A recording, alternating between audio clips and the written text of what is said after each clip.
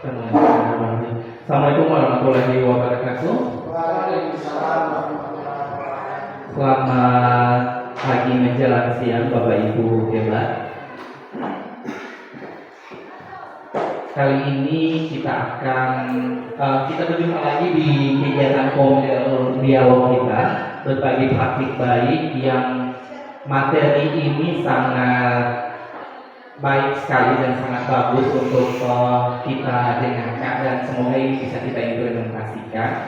Untuk materi ini terkait dengan budaya positif, yang dimana budaya positif itu yang tujuan dari diseminasi ini agar tersosialisasikan kepada seluruh guru yang ada di sekolah. Kemudian kita sama-sama akan menerapkan budaya positif dan kita implementasikan kepada siswa-siswa kita semua. Nah, untuk mempersingkat waktu saja Bapak Ibu, kita langsung ke materi yang akan disampaikan oleh Bapak Stephen Aliku, MSI, dan beliau juga sebagai calon guru penggerak angkatan 10, dan ini salah satu tugas untuk aksi nyata modul 1.4. Kepada beliau dibaca.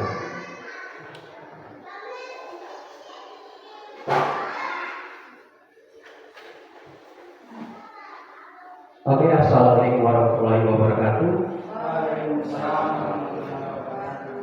Selamat pagi Bapak dan Ibu guru hebat.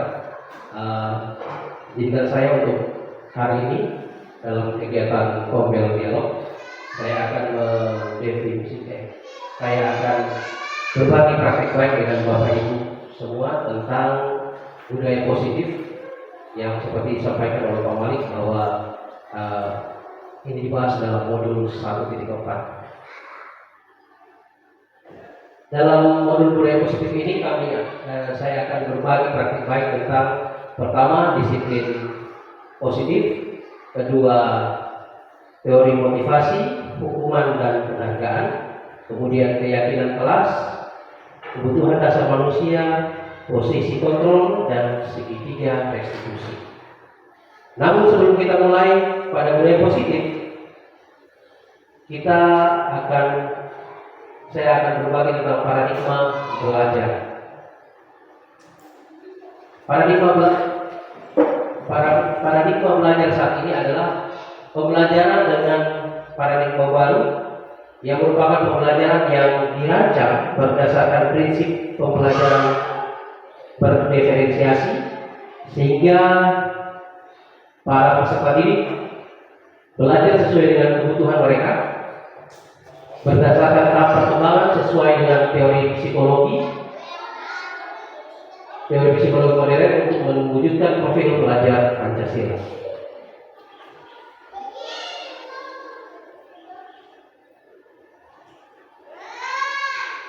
Nah, untuk saat ini saya juga banyak berefleksi tentang kesalahan pemahaman selama ini.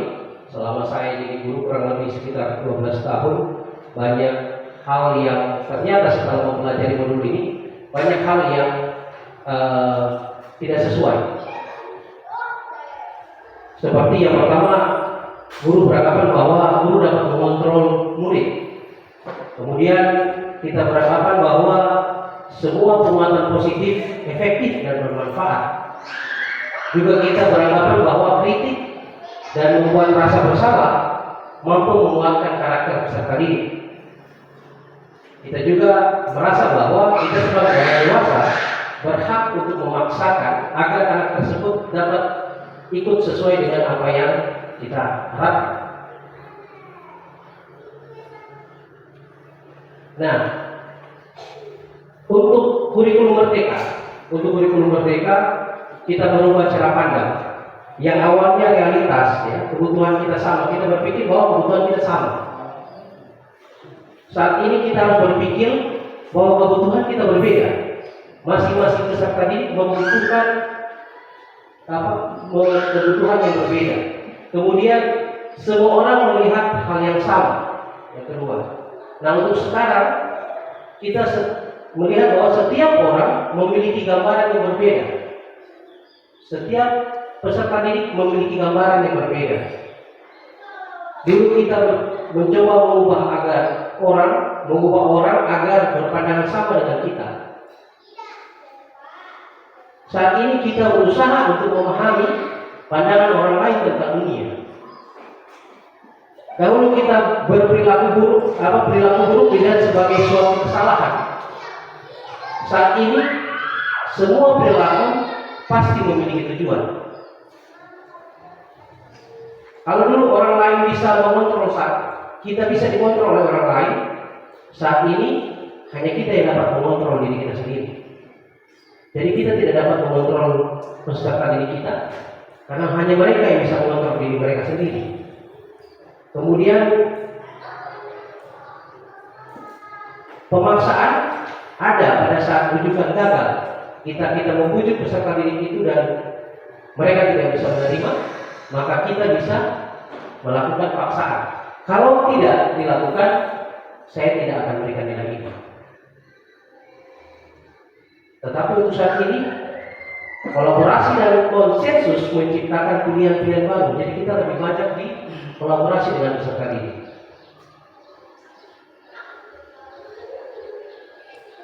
Berikut kita bicara tentang disiplin positif. Bapak Ibu, awalnya waktu saya mempelajari modul ini, disiplin positif, saya beranggapan sebelumnya sama. Disiplin itu sesuatu yang tegas. Tapi ternyata setelah diberikan pemahaman, kata disiplin berasal dari kata disiplina yang artinya belajar. Kalau orang-orang dulu biasanya para orang-orang pintar dahulu, orang akan ikut dengan orang itu untuk belajar. Apapun yang dia lakukan, dia akan ikut terus, ya kan? Untuk belajar dari orang tersebut. Jadi arti kata disiplin itu mengacu pada diri sendiri yang memiliki tanggung jawab terhadap apa yang dilakukannya berdasarkan nilai-nilai yang diyakini. Disiplin positif merupakan salah satu cara penerapan disiplin yang bertujuan untuk menumbuhkan kesadaran serta memberdayakan peserta didik tanpa imbalan, penghargaan atau reward, ancaman atau hukuman. Jadi disiplin positif itu mengubah perilaku siswa itu dari dirinya sendiri, bukan dari faktor yang luar. Nah, sebagai pendidik, tujuan kita adalah menciptakan peserta didik yang memiliki disiplin diri, sehingga mereka berperilaku mengacu pada nilai-nilai kebajikan universal dan memiliki motivasi intrinsik, ya, motivasi yang berasal dari dalam dirinya dalam perubahan perilaku ke arah yang lebih baik.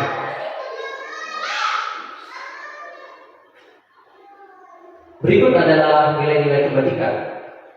Nilai-nilai kebajikan ini adalah nilai-nilai yang disepakati bersama, lepas dari suku bangsa, agama, bahasa maupun latar belakang.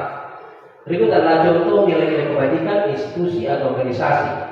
Untuk profil pelajar Pancasila, beriman dan bertakwa kepada Tuhan Yang Maha Esa dan berakhlak mulia, berkebinekaan global, gotong royong, mandiri, kreatif dan berpraktik.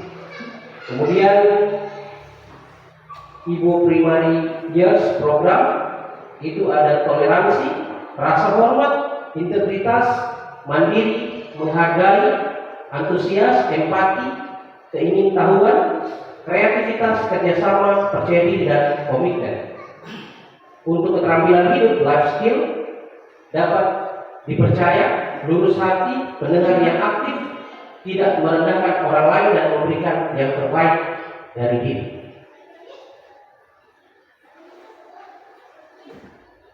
Kemudian setiap peserta ini, seperti yang saya sampaikan tadi, bahwa kalau pandangan kita, setiap peserta didik membuat suatu kesalahan, berarti ada masalah di situ. Nah, masalah itu dari mana? Dari kebutuhan dasar mereka. Kebutuhan dasar manusia adalah segala sesuatu yang kita lakukan untuk mendapatkan apa yang kita inginkan. Seluruh tindakan yang kita lakukan memiliki tujuan. Benar dan salah itu memiliki tujuan. Dan semua usaha terbaik yang kita lakukan adalah dalam rangka agar kebutuhan dasar kita terpenuhi dengan baik. Berikut adalah 5 kebutuhan dasar manusia. Ada bertahan hidup, di situ ada makanan, pakaian, tempat tinggal, keamanan, kesehatan. Kemudian ada kasih sayang dan rasa diterima. Ada rasa diterima, dipedulikan, berbagi, kerjasama, menjadi bagian dalam kelompok. Kemudian kebutuhan dasar manusia yang ketiga adalah penguasaan. Dan harga diri di situ keinginan untuk dianggap memimpin, berprestasi, diakui dan didengar. Yang keempat, kebebasan, mandiri, memiliki pilihan, mencoba hal baru, mampu mengendalikan arah dirinya. Dan yang kelima, kesenangan, bermain, humor, antusiasme, dan tertawa.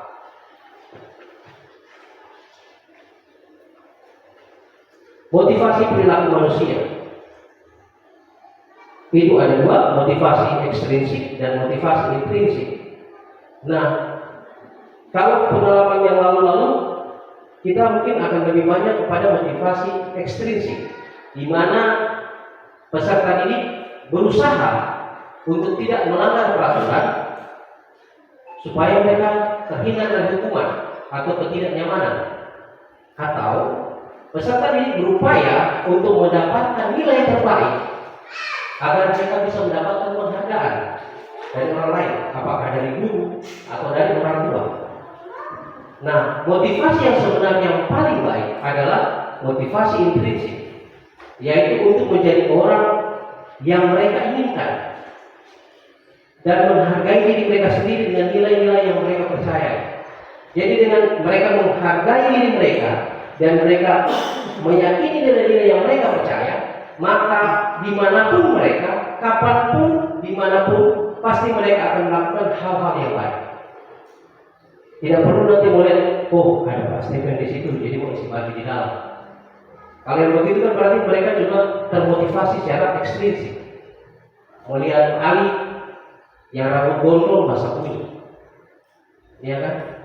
Setelah dipotong pula tidak potong-potong lagi dalam film.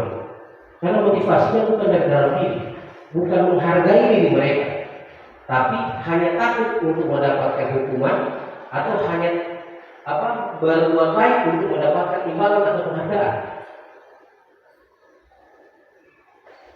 Yang berikut, perbedaan antara hukuman, konsekuensi, dan restitusi. Hukuman, saya tadi malam membuat modul ini, saya tertawa-tertawa sendiri karena modul ini banyak sekali menyinggung diri saya sendiri. Pertama, hukuman tidak terencana, tiba-tiba. Begitu anak terlambat, langsung kelaparan. Ya. Kemudian murid tidak tahu apa yang akan terjadi atau mereka tidak dibebankan untuk mencari apa solusinya. Cuci WC seperti itu. Kemudian bersifat satu arah, cuma dari guru. Kemudian biasanya berupa hukuman fisik atau psikis. Gunting di rambut, otomatis dia merasa malu, tutup di kepala. Mau suruh, ada juga biasanya yang pakai sandal suruh lepas di sana. Oke. Kemudian konsekuensi terencana, disepakati sesuai dengan aturan sekolah. Datang jam 7 depan. Murid tetap dibuat tidak nyaman. Kenapa? Motivasi yang tadi. Mereka datang tepat waktu karena mereka takut mendapat hukuman, bukan karena keinginan diri mereka sendiri. Kemudian sikap guru selalu memonitor murid. Kita selalu melihat, awas poli, terangkat poli. Nah, kemudian restitusi. Restitusi itu adalah proses menciptakan kondisi bagi murid untuk memperbaiki masalah. Jadi restitusi ini berusaha untuk menciptakan kondisi yang baik untuk murid dan mencarikan solusi buat dia. Melalui proses kolaboratif yang mengajarkan murid untuk mencari solusi. Nah, berikut ini adalah 5 posisi kontrol guru. Silakan Bapak Ibu lihat kira-kira kita berada dalam posisi kontrol yang mana saat ini.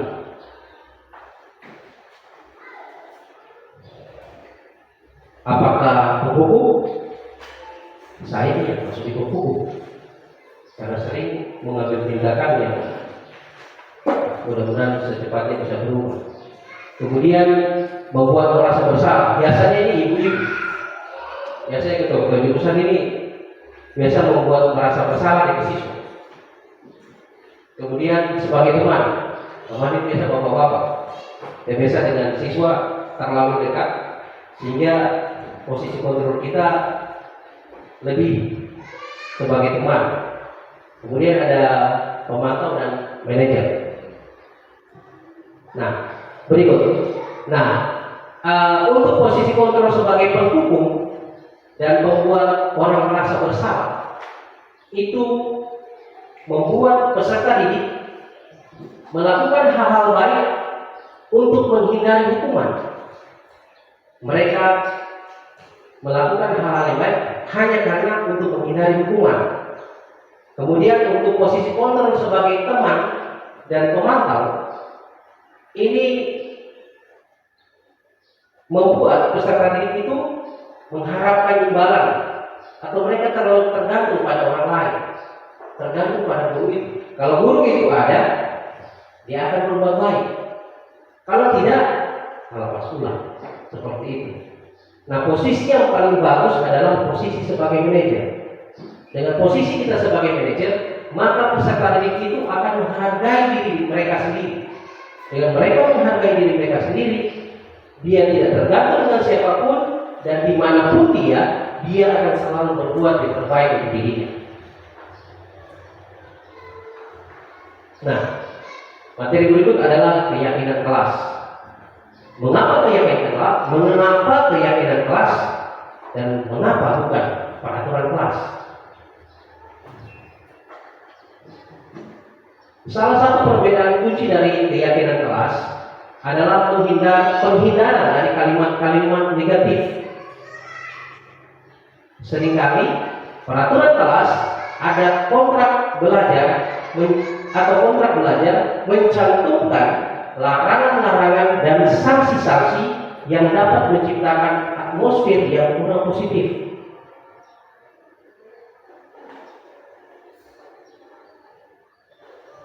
Pembentukan keyakinan kelas bersifat abstrak berupa pernyataan universal dibuat dalam pernyataan positif. Jadi sudah tidak ada kata jangan, kebanyakan tidak, jangan, tapi dibuat ke kalimat-kalimat positif. Sedikit saja, ya, dia memiliki ketentuan sedikit agar mudah diingat. Kemudian sesuai dengan kondisi kelas dan sekolah sehingga mudah diterapkan. Kemudian yang paling penting adalah semua warga sekolah atau warga kelas dilibatkan saat membuat keyakinan kelas. Berikut adalah contoh keyakinan kelas. Jadi keyakinan kelas kata-katanya berubah dari jangan, ya, dia berubah jadi setiap anggota kelas perlu belajar, perlu senang, perlu melakukan tugas, saling menghargai, dan ini dimintakan kepada masing-masing siswa. Jadi masing-masing siswa menuliskan apa yang mereka inginkan dan digabungkan menjadi satu keyakinan kelas. Jadi semua terlibat di dalamnya. Nah, materi yang terakhir adalah segitiga restitusi. Segitiga restitusi adalah suatu proses dialog yang dijalankan oleh guru agar dapat menghasilkan murid yang mandiri dan bertanggung jawab. Ada 3 tahapan segitiga restitusi. Yang pertama, menstabilkan identitas. Kedua, validasi tindakan yang salah. Dan yang ketiga, menanyakan keyakinan. Kita masuk tahapan yang pertama, menstabilkan identitas. Menstabilkan identitas ini didasarkan pada prinsip membuat kesalahan adalah bagian dari suatu proses pembelajaran. Jadi siswa membuat kesalahan itu merupakan bagian dari proses pembelajaran. Dan biasanya guru pada saat menstabilkan identitas, ini ada beberapa contoh pernyataan yang biasa guru itu akan sampaikan. Berbuat salah itu wajar. Tidak ada manusia yang sempurna. Ibu bapak juga pernah melakukan ini pada waktu sekolah. Bapak ibu tidak mau mencari siapa yang salah, tapi ingin mencari solusi dari permasalahan ini. Kemudian kamu berhak merasa seperti itu, menstabilkan identitas siswa tersebut, menenangkan dia. Kemudian kita masuk ke tahapan yang kedua, ialah validasi tindakan yang salah. Nah, validasi tindakan yang salah ini didasarkan pada prinsip setiap perilaku berupaya memenuhi suatu kebutuhan tertentu. Dari 5 kebutuhan dasar yang tadi disampaikan, setiap perilaku pasti berupaya untuk memenuhi kebutuhan mereka dari 5 kebutuhan dasar tadi. Dan umumnya pertanyaan-pertanyaan yang akan disampaikan oleh guru adalah, kamu pasti punya alasan melakukan hal itu. Ini salah contoh pertanyaannya. Kemudian, padahal kamu bisa melakukan yang lebih buruk dari ini. Ketiga, kamu patut bangga karena telah melindungi sesuatu yang penting suatu. Kadang-kadang dalam pemahaman kita dia bersalah, padahal sebenarnya dia melakukan itu karena melindungi apa yang merupakan hak dia. Kemudian pertanyaan berikut, contoh pertanyaan berikut, kamu melakukannya karena mempertahankan sesuatu yang penting bagimu. Ini beberapa contoh untuk memvalidasi tindakan yang salah. Dan yang ketiga, tahapan menanyakan keyakinan didasarkan pada prinsip atau teori kontrol bahwa pada dasarnya kita termotivasi secara intrinsik.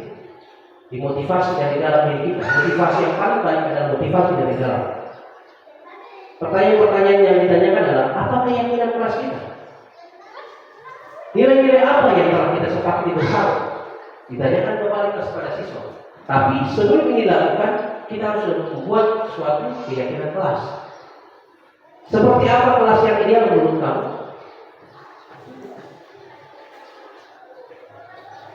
Dan kamu ingin menjadi orang yang seperti apa?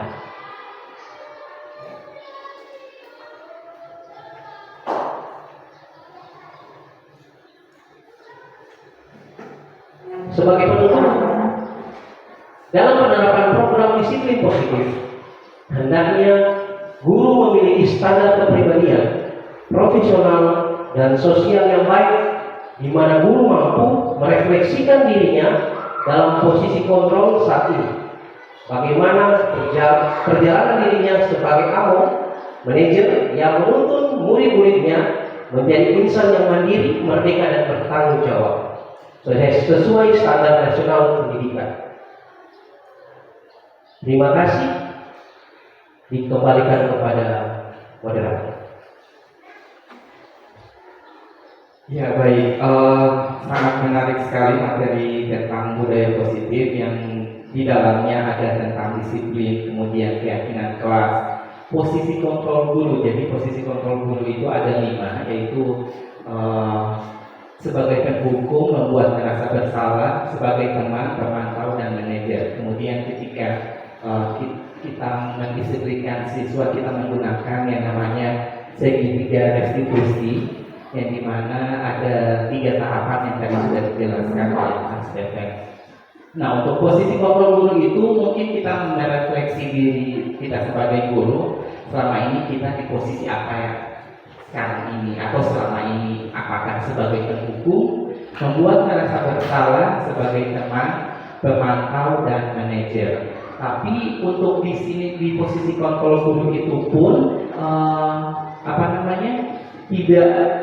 tidak ada yang tidak bagus. Maksudnya kalau penghukum, ya mungkin kita pernah di posisi itu, bukan berarti menjadi penghukum itu sudah dikatakan oh kita salah, tidak juga seperti itu. Kemudian membuat merasa bersalah ketika kita membuat, kadang juga kita membutuhkan posisi kita sebagai membuat merasa bersalah, karena itu kita akan menilai seberapa empatinya artinya siswa terhadap kita. Kemudian sebagai teman, nah sebagai teman itu kita juga harus ada di posisi itu, karena biar bagaimanapun untuk menarik perhatian siswa, untuk membuat mereka nyaman dan lain sebagainya sampai mereka berani curhat, itu kita bisa menjadi ada di posisi sebagai teman, sebagai pemantau dan sebagai manajer. Semoga materi yang disampaikan tadi bisa bermanfaat dan bisa kita aplikasikan di dalam kehidupan kita sehari-hari sebagai tenaga pendidik. Nah, selanjutnya Bapak Ibu, kalau misalnya ada pertanyaan atau diskusi yang mau mendiskusikan atau yang masih kurang tentang materi yang tadi yang telah disampaikan tentang posisi kontrol guru, segitiga restitusi dan lain sebagainya, silakan Bapak Ibu yang mau bertanya, saya persilakan. Ada Bapak Ibu? Pak Ali, ya. Silakan Pak Ali. Ada Pak Ali? Iya. Silakan Bapak Ibu.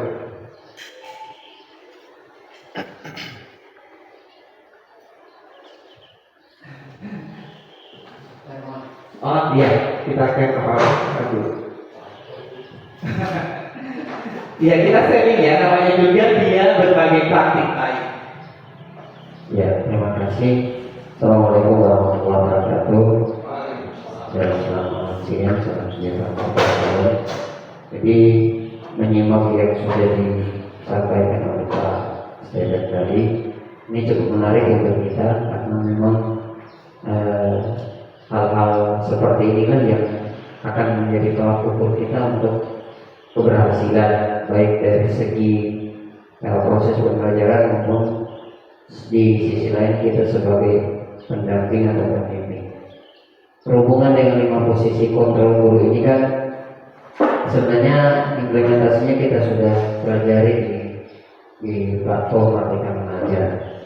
Tetapi memang pada dasarnya ada yang istilahnya kita sudah pelajari secara runut, tapi ada juga yang mungkin proses pembelajarannya tidak menyeluruh, sehingga nanti hal-hal yang berkaitan dengan 5 posisi kontrol guru ini akan bertolak belakang dengan apa yang kita lakukan. Dan saya juga pengalaman karena awalnya dari guru juga, dan paling banyak yang terjadi itu di 2 posisi tadi, ada penghukum, kemudian ada pemberi rasa bersalah. Nah, dengan belajar terkait 5 posisi kontrol guru ini, maka serta merta ini akan berubah.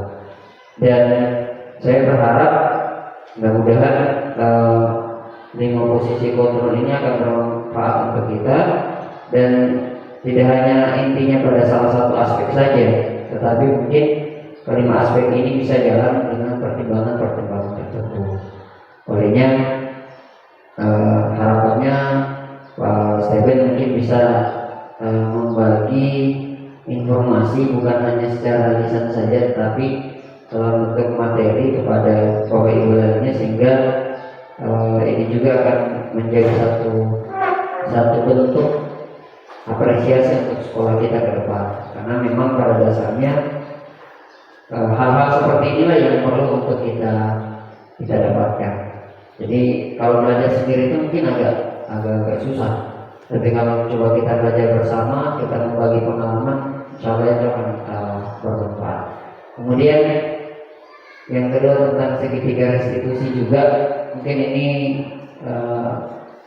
insya Allah coba untuk diterapkan bagaimana proses kita melibatkan diri, karena di kegiatan-kegiatan sehari kita kan paling tidak berhubungan dengan kasus guru dan kasus siswa.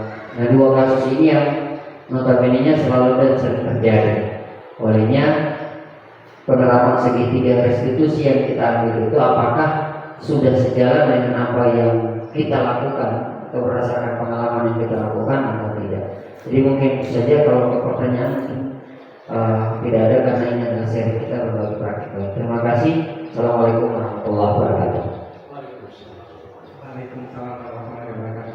Baik, terima kasih untuk atas masukan dan sarannya Pak. Mungkin Bapak Ibu kita sharing saja, namanya juga kita berbagi praktik balik. Atau Bapak Ibu mau menceritakan pengalaman Bapak Ibu kemudian kita sharing. Kebanyakan kita salah menentukan posisi kontrol kita. Jadi silakan menceritakan saja pengalaman Bapak Ibu kemudian kita diskusikan.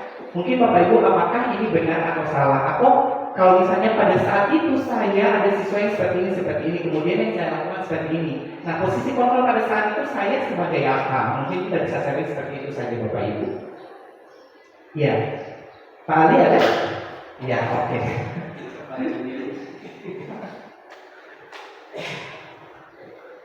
Baik, bismillahirrahmanirrahim. Assalamualaikum warahmatullahi wabarakatuh.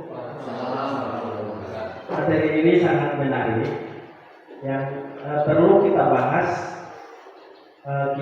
Sebaiknya masuk pada kemungkinan atau perancangan untuk kita implementasikan di sekolah kita. Yang pertama, sebelum implementasi itu adalah saya kira perlu memahami bahwa 5 posisi kontrol itu tentu saja bukan salah dan benar di antara 5 itu. Tadi pagi-pagi saya sempat cerita dengan PPN terkait dengan pembelajaran diferensiasi ini. Kita guru dimuatkan pemahaman untuk juga memahami bahwa siswa itu beragam. Sampai kadang ada yang lupa gurunya pun sebenarnya beragam. Bukan berarti sama. Gurunya pun beragam. Kadang dalam implementasinya karena mengambil dan terbiasa dengan salah satu posisi kontrol, kemudian kita guru-guru ini saling menyalahkan. Memang kalau kita lihat paparan materinya itu, yang paling ideal adalah posisi kontrol manajerial. Namun saya melihat posisi manajerial ini banyak persyaratannya ini. Karena semua regulasi harus dibuat. Semua regulasi harus dibuat dengan berbagai sektor. Dan tentu mulai dari 9 standar pendidikan, 8 standar pendidikan itu harus terpenuhi kalau kita mengevaluasi. Dan kira-kira itu memang idealnya. Tetapi kondisi kita saat ini lemahnya di mana, dan itu yang perlu kita perbaiki. Kalau Pak Efe tadi sudah mengakui misalnya posisi selama ini agak keras, saya selama ini melihat masih biasa, walaupun secara sudah banyak saat ini yang menolak hal-hal itu terjadi, sudah banyak, dan itu tetap dan itu memang tetap tidak bisa diterima. Memang kita coba menghilangkan itu, kita akan coba. Nah, memberikan hukuman. Pada akhirnya hal-hal yang soal keyakinan diri ini setiap orang berbeda-beda, tapi kita semestinya tidak bisa menghindari keyakinan nilai-nilai moral yang berlaku umum. Memang sudah dipahami bersama. Bukan berarti tidak ada yang salah dan tidak ada yang benar. Hal yang salah dan benar itu secara moral sudah fix, sudah bisa dikategorikan salah. Tetapi posisi kontrol kita adalah kita sebagai guru, kita bukan sebagai penegak aparat, sebagai penegak. Kalau kita bukan itu, tapi kita adalah mendisiplinkan. Ada beberapa alternatif kalau mau kita implementasikan dengan hal yang umum dulu. Misalnya siswa bermasalah itu kita bisa rekomendasikan ke sekolah lain yang lebih cocok. Itu paling tinggi. Tetapi kemudian kan kita istilahnya butuh siswa. Kecuali memang sudah tidak mampu. Kalau kemarin kita keluarkan, dan bukan juga kita keluarkan, sebenarnya itu cuma bahasa dalam rapat, pada akhirnya seleksi alam. Tetapi kalau memang kita mau bijak, kita rekomendasikan di sekolah lain supaya berlanjut. Siapa tahu di sekolah lain bisa lebih baik. Bisa lebih baik. Ada beberapa siswa memang yang sudah putus sudah naik lalu karena hal itu di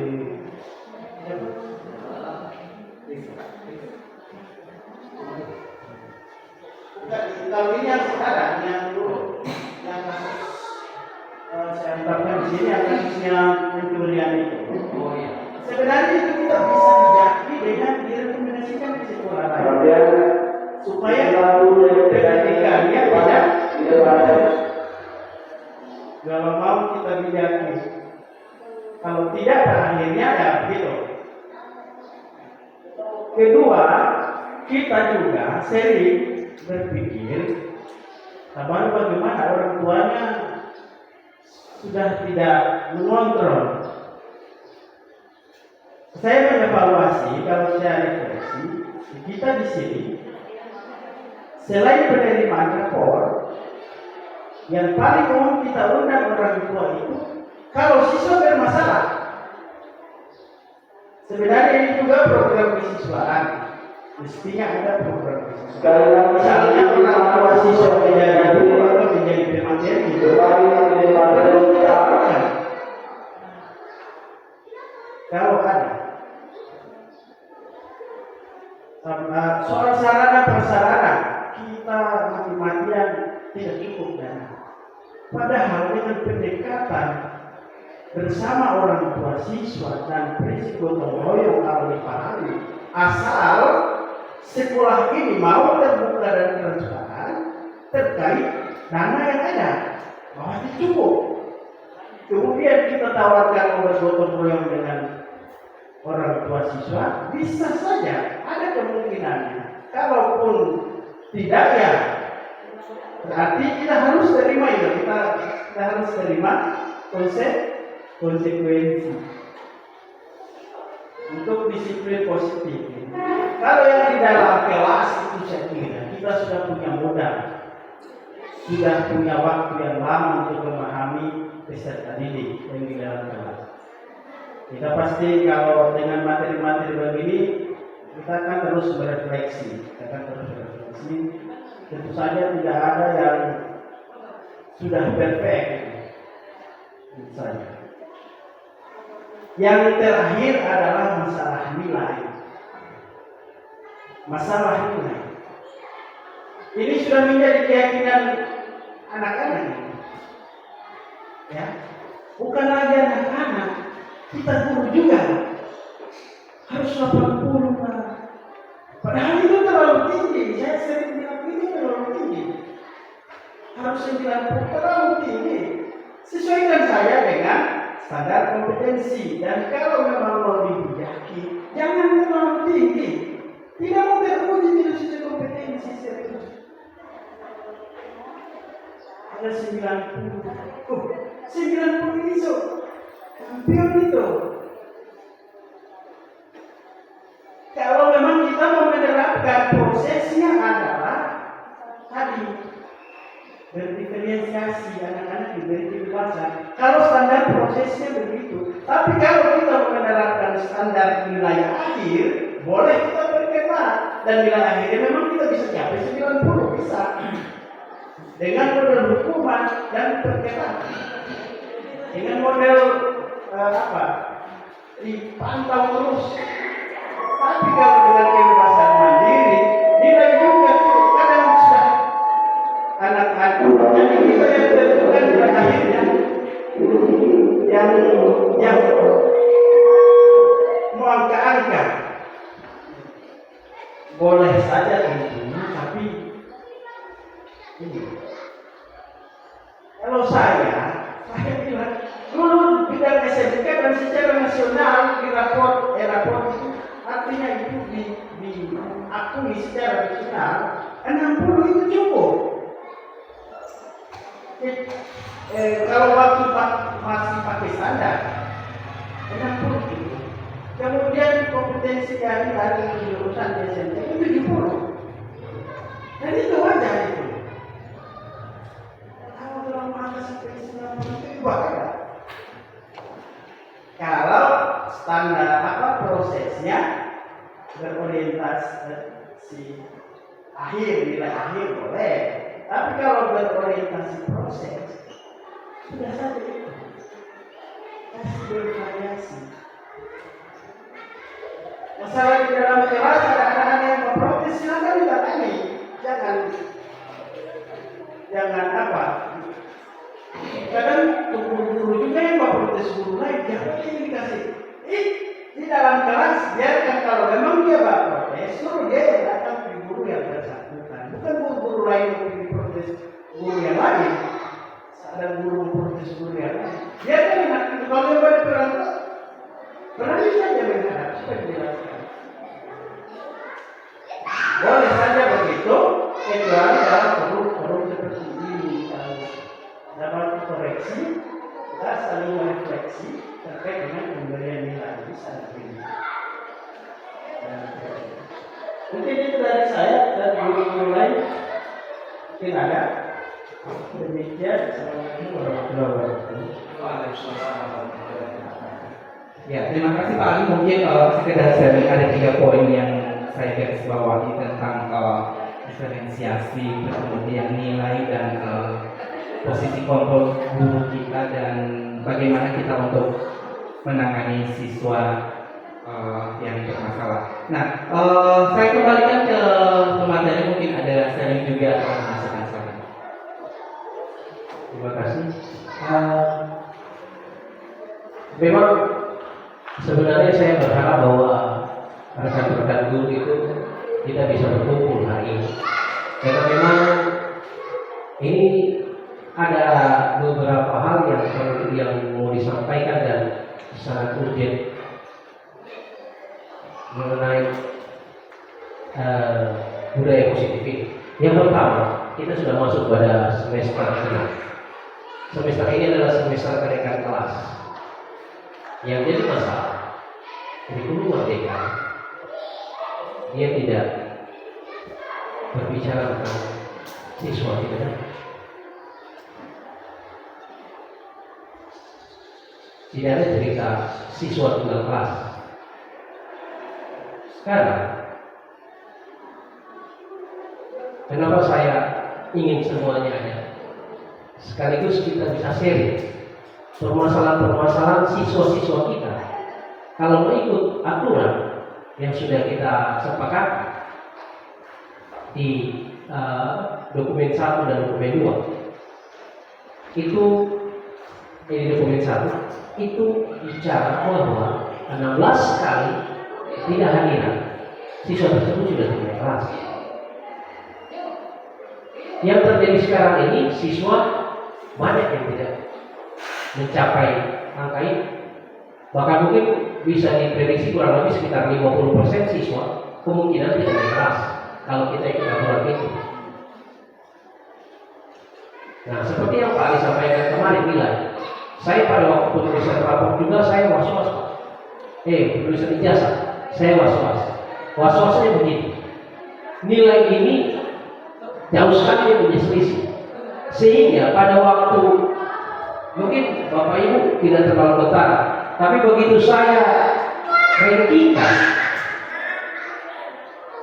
contoh Al-Bid'ah, ya, nilainya cuma beda tipis dengan orang yang rajin masuk sekolah. Itu yang jadi masalah. Siswa yang kadang masuk sekolah, DP nilai rata-rata 80. Nah, prosesnya ini yang menjadi masalah seperti yang Pak Ali sampaikan. Prosesnya ini yang tidak berjalan bagus. Saya ikut perkembangan 2 kali kita rapat kelulusan, saya lama-lama berpikir sepertinya kurikulum tidak perlu mereka bilang. Tidak perlu. Kenapa? Hasil rekapan kurikulum yang rata-rata 75, 78 bisa jadi 90.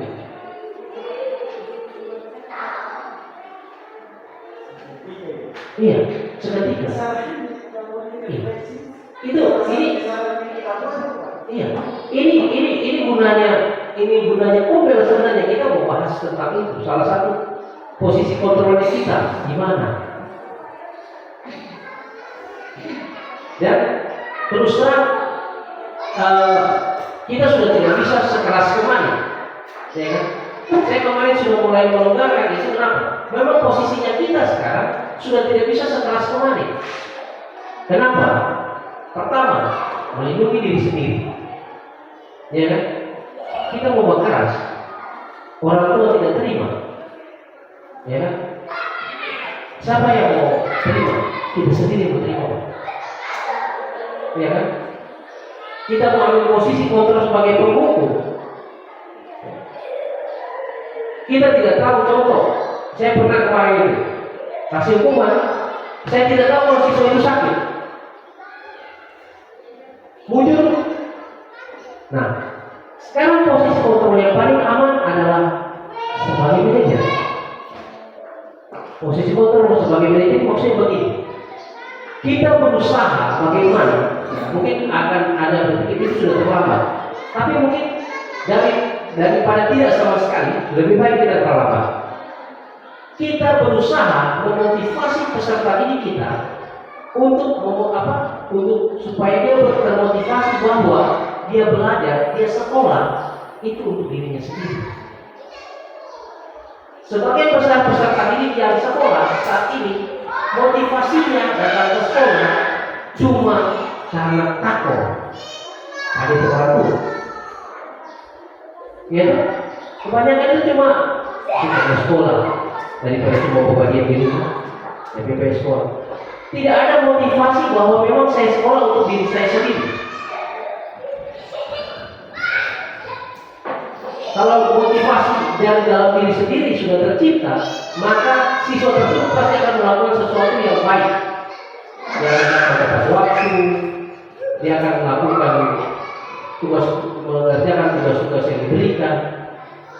Apa mengharapkan ada imbalan, mengharapkan ada hasil dari apa yang dibuat. Itu untuk nilai. Kemudian, posisi kontrol juga sudah. Sebenarnya posisi kontrol ini kita tidak perlu fasilitas yang banyak. Cuma intinya di situ, Pak. Kita berusaha untuk memotivasi mereka. Tugasnya kita itu menuntut mereka untuk memotivasi supaya mereka ada motivasi dari diri mereka sendiri. Bukan karena ada Pak Ali di situ sehingga mereka mau melakukan sesuatu baik. Ada saya di situ sehingga mereka takut ada ini. Ya, tapi dari diri mereka sendiri. Dari sekarang coba kita mau coba pelan-pelan gitu. Kemudian untuk siswa yang bermasalah di rekomendasi ke sekolah lain, di sisi lain kita membutuhkan siswa. Iya. Kemarin saya pikir-pikir, cuma memang kegiatan kalau guru bergerak ini baru kegiatan kemarin itu dikelompokkan, Pak. Biasanya digabung, SD, SMP, SMA, SMK itu digabung. Tapi untuk kegiatan kemarin itu yang digabung. Jadi SMK sendiri, SMA sendiri, SMP sendiri, SD sendiri. Nah, kemarin baru mulai agak terbuka. Karena permasalahannya beda. Siswa SD beda dengan siswa SMP, siswa SMP beda dengan siswa SMA, SMK. Nah, untuk penanganan siswa SMK, orientasi kita adalah menciptakan tenaga kerja. Menciptakan tenaga kerja. Kemarin saya konfirmasi, saya tanya. Saya bukan mau maksudnya kita tidak Kita satu institusi Pak. Kita tidak mau menjalankan satu jurusan dengan jurusan yang lain, tidak. Ya, bukan itu intinya. Tapi bagaimana kita bisa membuat bahwa kita anak-anak kita memang benar-benar berjuang.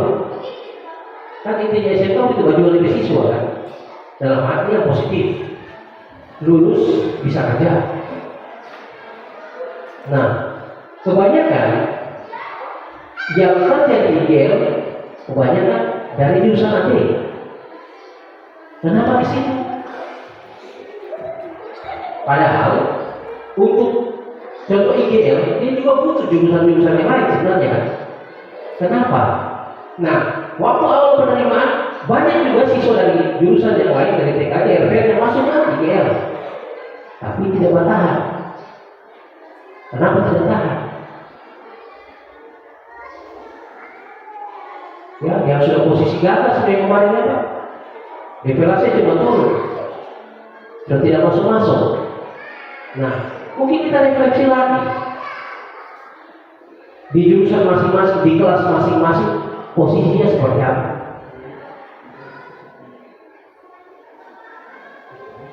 Untuk yang AT, yang 8 orang di atas, itu pun ketika mereka datang, saya selalu tanam mau ini sudah di dalam. Berusaha yang terbaik, karena saya lihat juga angin-angin. Saya coba keras di jurusan, hasilnya tetap masih angin-angin. Cuma sebenarnya mereka masih di dalam. Jadi mungkin saya berpikir bahwa bagaimana kalau kita sama-sama berkolaborasi, kegiatan-kegiatan seperti ini sering kita lakukan seharusnya untuk membahas permasalahan siswa-siswa kita. Begitu ada siswa yang bermasalah, kita lempar di forum ini. Terus kita cari jalan keluar. Jangan cuma 1-2 orang yang berpikir. Jangan cuma wali kelas yang berpikir. Sehingga kita bisa mencari jalan keluar yang terbaik seperti apa. Nah, contoh kayak sekarang, ada kurang lebih 50% yang kemungkinan tidak bisa naik kelas. Begitu diproses, adakah pegangan kita? Kenapa seperti itu? Karena kita tidak sering berkomunikasi seperti ini. Sehingga kadang ya sekolah kita sekolah kecil, sehingga guru diberikan tugas yang banyak. Ada di soal kelas, besok pegang apa lagi, besok pegang apa lagi, sehingga mungkin ketika disibuk dengan urusan yang lain, urusan di kelasnya dia tertinggal. Makanya kalau ada kegiatan-kegiatan begini yang kita keluarkan, maka kita bisa mendapatkan ini kesempatan supaya siswa tersebut kita bisa atur seperti apa. Apakah kita melakukan kunjungan orang tua, kita undang orang tuanya, dan kolaborasi dengan orang tua. Betul yang Pak Ali bilang tadi, kolaborasi dengan orang tua kita kurang. Dan sebenarnya pada waktu awal, wali kelas itu sudah harus minimal dia tahu semua di orang tua. Kenapa? Karena wali kelas butuh latar belakang siswa tersebut. Jadi minimal dia sudah tahu, oh ini orang tuanya si A, ini orang tuanya si B, ini orang tuanya si C. Jadi mungkin itu teman saya. Silakan. Baik, diskusi yang sangat menarik. Nah, mungkin saya bisa menambahkan juga Pak Ali bahwa dan Pak Nakep ketika tadi disinggung ketika kita memutuskan harus memindahkan siswa di saat kita butuh siswa, tapi kita juga tidak bisa menahan dengan kasus yang dialami oleh siswa tersebut. Nah, ini mungkin akan terjawab Pak di modul 3.2 tentang dilema efisien. Masih panjang, ya. Jadi mungkin saya pun pada saat ruko kemarin sebelum mendapatkan modul ini adalah salah satu peserta yang keras sekali ketika diskusi, karena di situ ketika ada siswa mungkin ya siswa yang bermasalah, kemudian masalah ini sudah berulang-ulang. Kita sudah naik kasusnya ke wali kelas ke guru BK konsultasi ke kedua jurusan naik ke kesiswaan sudah naik ke kepala sekolah. Final di kepala sekolah. Hanya kita guru-guru itu maksudnya kesannya ini kan seperti itu kan mungkin kita ya. Ini sudah cukup semuanya ini. Tapi kepala sekolah masih memberikan kasih kesempatan. Tugas guru lah itu, maksudnya begini. Nah hanya pada saat itu saya di sekolah lama pun kecewa dengan keputusan kepala sekolah. Ini kepala sekolah masa benar. Nah ternyata setelah saya mendapat modul di 3.2, oh ternyata ini ada dilema etika. Kenapa kepala sekolah itu tidak memutuskan? Karena beberapa pertimbangan, yaitu kita mengikuti peraturan Menteri bahwa tidak ada siswa yang putus sekolah. Itu satu. Ketika siswa diputuskan untuk putus sekolah, dipindahkan atau di drop out, bisa jadi siswa itu sudah malu dan sudah akan sudah sekolah lagi karena malu karena dipindahkan dari kasus dan lain sebagainya, apalagi di drop out. Nah, berarti secara tidak langsung kalau misalnya pun itu terjadi, maka angka dari pemerintah untuk menangani siswa putus sekolah malah bertambah dan kita menyumbang. Nah itu yang menjadi dilema etika. Makanya kepala nanti diskusi itu sangat menarik kayak di 3.2. Nanti kita akan mendapat bahwa oh ternyata kepala sekolah ini kenapa kepala sekolah seperti ini selalu seperti ini. Ini ada guru yang seperti ini kenapa? Ternyata ada yang nama dilema etika. Maksudnya mau bergerak harus ada pertimbangan. Ketika dia memutuskan A sudah dipertimbangkan matang-matang dan bukan satu pihak. Kita harus diskusikan dengan Dewan Guru, ya seperti itu. Jadi Bapak Ibu menarik sekali, mungkin bisa saja masih bisa. Oke, ya Bapak Ibu, harapan saya mungkin Bapak Ibu bisa menceritakan permasalahan atau kejadian atau kasus yang misalnya Pak, saya kemarin perwalian saya misalkan si A ini seperti ini, kemudian yang saya lakukan seperti ini. Nah, menurut Bapak Ibu kita diskusikan alangkah baiknya seperti apa? Mungkin seperti itu Bapak Ibu kita akan berdiskusi. Mungkin Ibu Ayah ada ya? Oke, iya ada. Langsung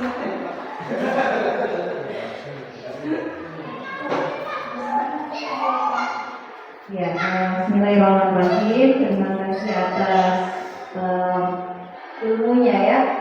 Jadi ini sebenarnya tambahan dan perluasan ilmu untuk kami juga ya. Dan maksudnya mungkin dari Bapak sendiri ini sudah dapat materinya dan kami di situ sebagai apa ya, sharing ya, buat bagian ilmunya. Saya ke perwalian saja ya, saya sebagai perwalian curhat sedikit ya. Saya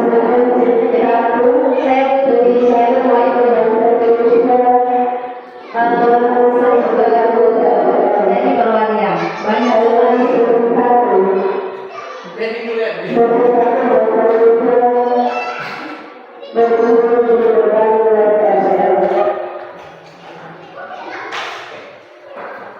ya. Sudah mau 1 tahun ya dari perwalian dan alhamdulillahnya kalau diskusi sama orang tua itu saya jalan. Alhamdulillahnya sampai saat ini orang tua dari peserta didik ini alhamdulillahnya jalan sampai saat ini, aktifnya di grup itu malah lebih aktif orang tua daripada saya sebagai perwalian. Tapi ada sedikit permasalahan yang kadang saya sebagai perwalian itu jenuh juga biasanya. Saya tidak tahu ini agak karena pribadi atau seperti apa.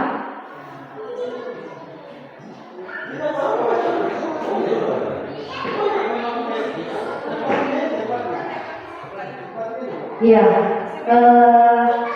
itu sedih sekali kalau bicara tentang ini, karena yang tahu kasus ini hanya saya dengan BK. Saya punya perwalian, statusnya itu suka dengan ya, iya.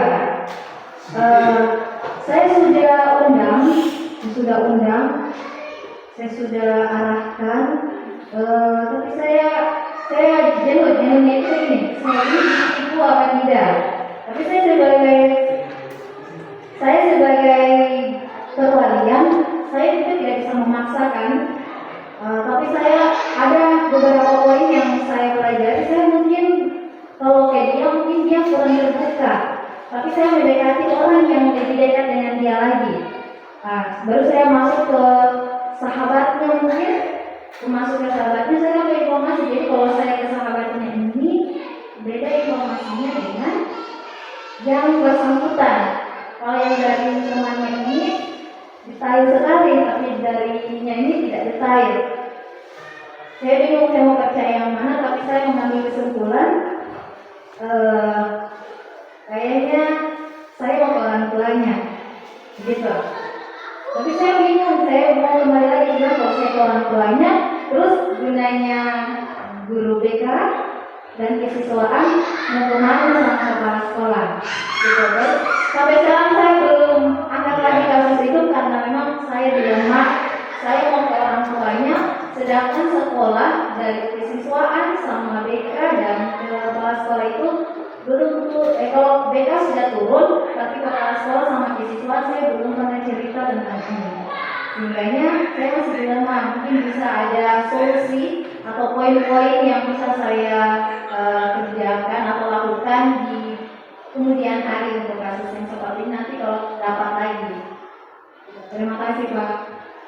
Baik, terima kasih Bu Oyen. Jadi Bu Oyen ini sudah menerima, sudah merasakan dilema etika dan hati. Maksudnya ketika mau melangkah di sini ada pertimbangan-pertimbangan lain. Nah, kasus dari Ibu Oyen tadi Pak, mungkin saya mengambil kesimpulan bahwa Ibu Oyen belum menentukan posisi kontrol dulunya menjadi apa ketika mendapat kasus seperti ini. Ada 5 posisi kontrol. Kemudian mungkin penerapan untuk siswa yang bermasalah ini contohnya kita pakai metode atau cara apa ya? Oke, terima kasih Ibu Oyen. Jadi untuk kasusnya Ibu Oyen, saya juga sudah pernah dapat. Kebetulan saya siswaan di SMK Tarbidi, itu setelah ada PKL pulang itu ada 7 orang. Dan ini penyakit di Marisa. Penyakit di Marisa itu anak-anaknya PKL-nya di Toko Faris. Nah, di Toko Faris karena APHB, pengolahan hasil. Nah, mereka kosnya itu di belakang Toko Faris. Nah, di situ mereka kena penyakit itu. Jadi ada 7 orang, bukan 7 orang, 6 orang. Ini 3 pasang. 3 pasang dan 3 titik, dan 6-nya itu berjiwa.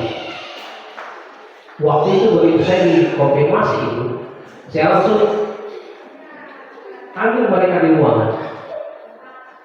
Terus saya undang guru yang perempuan, karena mereka semua perempuan yang 6 orang itu. Terus saya suruh mereka tolong dicoba jilbab mereka. Saya bilang tolong coba jilbab mereka. Dicoba. 3 orang guntingannya sudah guntingan laki-laki. Yang perempuan, 6 perempuan. 3 sudah guntingan perempuan, 3 sudah guntingan laki-laki. Cepat memang sama seperti saya itu.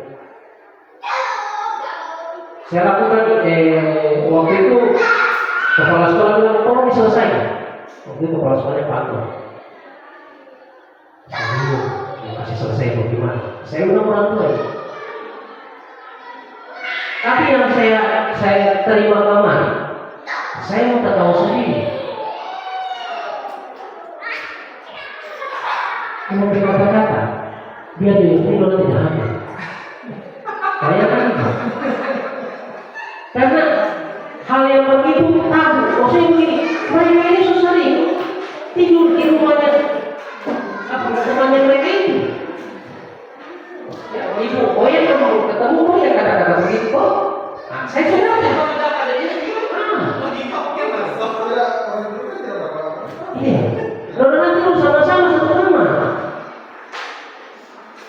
Bayangkan itu.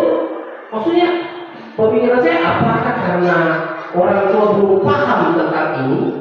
Ya kan? Karena ini kan hal yang abu sekali lah istilahnya kalau dibicarakan, apalagi di tahun ini. Jadi orang tidak terlalu paham tentang itu. Tapi orang yang sudah paham tentang itu, ya mungkin juga kan di kegiatan keagamaan kan kadang masih tentang itu kan. Apalagi kalau di daerah-daerah terpencil begitu kan, itu bukan sesuatu hal yang perlu disinggung istilahnya. Yang begitu biasanya kota. Nah itu biasanya akan disampaikan. Tapi kalau di kampung-kampung begitu, bagaimana bisa aneh-aneh begitu? Saya begitu dalam bahasa itu rasa memuntah saya. Sampai-sampai yang 3 orang yang mobil dengan laki-laki itu, saya suruh angkat tangki. Kecil-kecil itu loh, bagaimana? Angkat tangki itu kemana bahasa bro? Kita boleh kalau mana laki-laki, karena suka jadi laki-laki kan? Saya bilang begitu. Dan mungkin masalah ini bukan cuma yang Pak ini, mungkin ada beberapa orang di sini cuma kita tidak tahu. Nah, kembali ke 5 kebutuhan dasar manusia. Di situ ada kesenangan, di situ ada kasih sayang dan rasa diterima. Mungkin dia merasa diterima karena kebanyakan peserta didik kita sudah tidak sama seperti kita waktu sekolah ini. Waktu kita sekolah, orang tua sangat memperhatikan kita. Sesibuk apapun mereka tetap perhatikan kita. Tapi anak-anak sekarang, mereka kadang jauh dari orang tuanya, tinggal satu rumah, tapi kadang kita sebagai orang tua tidak kenal dia. Begitu Pak Willy, kadang kita sudah tidak kenal tidak anak. Secara fisik kita tahu dia, tapi kita tidak tahu di dalam dia itu bagaimana. Tapi kalau kita waktu kita masih orang tua dulu yang ini, laki-laki saja pulang jam 9 besok mau bebas, apalagi ada perempuan. Ya, di mana kehilangan saja ini selalu baca. Di mana nih dari ini? Orang tua selalu baca. Jadi kita punya keterikatan dengan orang tua itu kuat sekali. Nah, anak-anak sekarang itu penguasa orang tua sudah berpikir bahwa pendidikan itu sepenuhnya adalah milik dari sekolah. Sekolah punya tanggung jawab begitu, bukan tanggung jawabnya orang tua. Itu pertama. Yang pertama itu dia membutuhkan memenuhi kebutuhan dasarnya dia. Itu dulu. Kalau merubah orang tua dulu, kasih sayang ke dia, perhatikan dia, berarti dia mesti perhatian. Dia berubah seperti itu karena dia merasa diterima dengan teman ini dan dia merasa senang. Nah, kemudian ibu sudah tes segitiga restitusi atau baru dengar. Segitiga restitusi ini adalah proses bagaimana orang berkolaborasi dengan siswa tersebut. Kalau kita menggunakan segitiga restitusi, kita akan lebih masuk ke dalam 2 anak tersebut. Kita masuk menstabilkan identitasnya dulu, pendekatan kita secara personal, kemudian melakukan validasi tindakan yang salah. Tindakannya sudah termasuk terbuka sama ibu kan, tentang permasalahannya dia sudah terbuka. Kembali ibu tanyakan lagi keyakinan, apakah dari agama, apakah sudah benar ya seperti itu. Tinggal dari dia jalan keluar. Jadi ibu mau ketuk dia dari dia yang mengeluarkan solusi, bukan orang yang menawarkan solusi. Dia yang mengeluarkan solusi untuk dirinya sendiri. Jadi dengan ibu contohkan ada pengetahuan tentang agama, apalagi kalau satu agama kan sampaikan kira-kira menurut kamu kalau dari agama kita seperti apa ini? Orang siksa hidup di dunia, terus sampai di akhirat nanti orang siksa seperti itu. Ada kata-kata yang mau ingat ke dia. Nah, kira-kira dengan kayak ini, apa yang ada mau buat? Apa yang ada mau buat supaya masalah ini bisa selesai? Seperti itu. Mungkin saya Baik, terima kasih. Mungkin saya bisa tambahkan Bu Oyan. Jadi kalau misalnya Ibu Oyan menerapkan segitiga restitusi ini, dengan 3 tahapan yang tadi. Benar sekali yang disampaikan oleh Pak Stephen bahwa kita tidak akan memberikan solusi. Guru itu tidak akan memberikan solusi dan tidak akan memberikan hukuman. Biarkan solusi itu kita akan menggiring siswa sehingga mereka bisa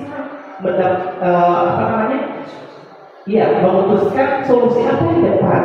Kemudian hukuman. Kalau misalnya ada yang siswa terlambat di mata pelajaran Ibu Oya, tapi dengan catatan kita sudah melakukan keyakinan kelas dulu. Nah, keyakinan kelas itu bukan kita dulu, bukan guru yang menentukan. Biarkan siswa yang menulis apa yang mereka inginkan. Peraturan-peraturan yang maksudnya di kelas itu agar tercipta suasana kelas yang nyaman dan sebagainya, mereka maunya seperti apa, dan itu kita sepakati. Nah, ketika ada yang melanggar, kita terapkan segitiga restitusi. Contohnya, kalau misalnya ada di keyakinan kelasnya Ibu Oya tidak bisa terlambat di mata pelajaran, misalkan di jam pertama misalkan Ibu Oya. Nah, kemudian itu disepakati bersama, ditandatangani bahkan Bu. Kemudian dan itu harus disampaikan ketika setiap mata pelajaran Ibu Oya.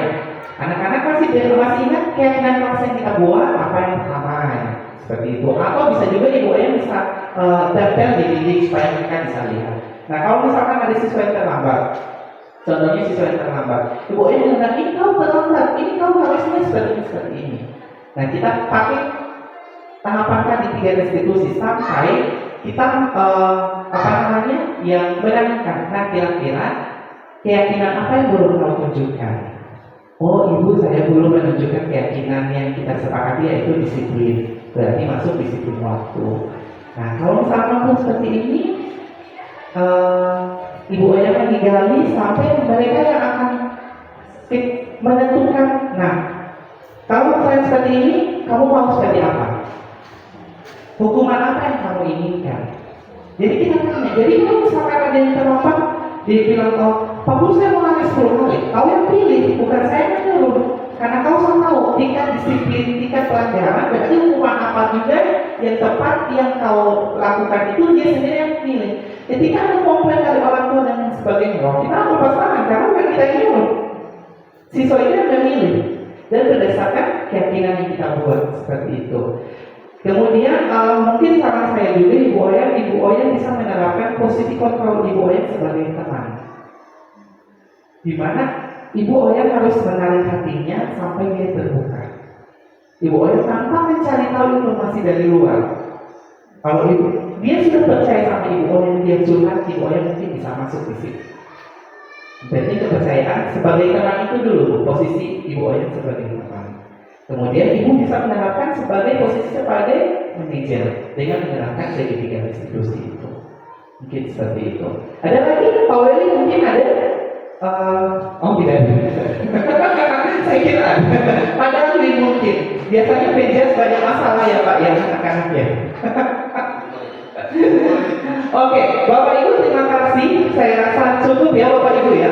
Materinya sangat luar biasa sekali tentang posisi kontrol guru, tentang segitiga restitusi dan apa itu disiplin. Intinya Bapak Ibu bahwa sebagai informasi untuk segitiga restitusi dan materi posisi kontrol guru ini, mungkin Ibu Oya merasa bagus sekali ini materi, mungkin seperti itu kan, ini bagus sekali. Apakah harus di CGB atau tidak? Yang pertama, kita tidak henti-hentinya menawarkan Bapak Ibu, ayo gabung di guru penggerak, banyak ilmu yang kita dapat di sana. Kemudian yang kedua, Pak saya sudah coba tapi saya belum lolos. Kemudian saya akan dapat di mana?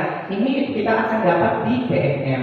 Nah, salah satu modul yang harus dikembangkan yang untuk PNM penilaian kinerjanya saya di tingkat di tahap evaluasi adalah saya memilih segitiga restitusi dan ini saya dapat. Jadi seperti itu. Jadi banyak di PNM juga itu materi-materi yang seperti ini juga ada. Tapi alangkah baiknya Bapak Ibu mencoba masuk di guru penggerak. Banyak privilege yang pertama, privilege untuk guru penggerak itu banyak.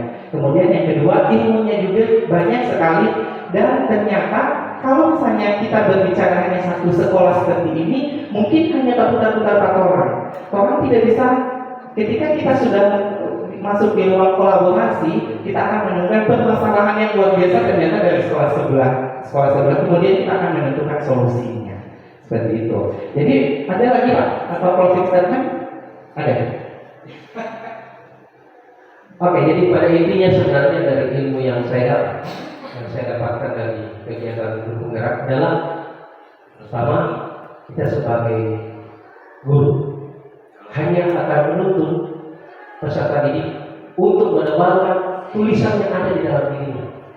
Jadi bukan lembar putih yang orang tulis Arab, tidak. Sudah ada sebenarnya di dalam dirinya ini, tinggal kita mentebalkan dan berusaha untuk tidak menulis atau tidak menebalkan hal-hal yang negatif pada diri kita. Karena manusia hidup itu kan ada positif negatifnya, seperti itu. Kemudian yang kedua, inti daripada disiplin adalah bagaimana kita dapat memotivasi dirinya, ya, siswa itu termotivasi sendiri bahwa dia sekolah untuk dirinya, dia sekolah untuk masa depannya, bukan dia sekolah untuk siapa-siapa. Seperti itu. Saya rasa itu saja. Terima kasih atas waktu yang sudah diberikan dan akhir kata mohon maaf apabila ada kesalahan kata yang saya sampaikan. Terima kasih. Ya, baik Bapak Ibu, itulah closing statement dari Bapak Pemateri Pak Stephen Maliku. Jadi Bapak Ibu, semoga harapan kami, semoga kegiatan-kegiatan seperti ini kita kalau boleh mungkin terjadwal ya, terprogram juga supaya evaluasi bukan nanti di semester ya. Ada permasalahan langsung eksekusi selesai supaya di semester sudah terlalu banyak yang mau bahas. Iya. Nah, terima kasih Bapak Ibu atas atensinya. Mohon maaf apabila ada kekurangan dari kami. Dengan harapan Bapak Ibu mungkin di next kegiatan lagi Bapak Ibu yang bisa menjadi pematerinya. Jadi seperti itu, kita istilahnya untuk komil ini kita berbagi praktik baik, bukan harus menjadi si A, si B dan si C. Kalau Bapak Ibu sudah melakukan yang terbaik, ayo. Belum tentu yang Bapak Ibu yang lakukan itu yang sudah saya lakukan juga, atau yang kami lakukan juga. Jadi seperti itu. Sekian untuk komil kali ini. Demikian, assalamualaikum warahmatullahi wabarakatuh.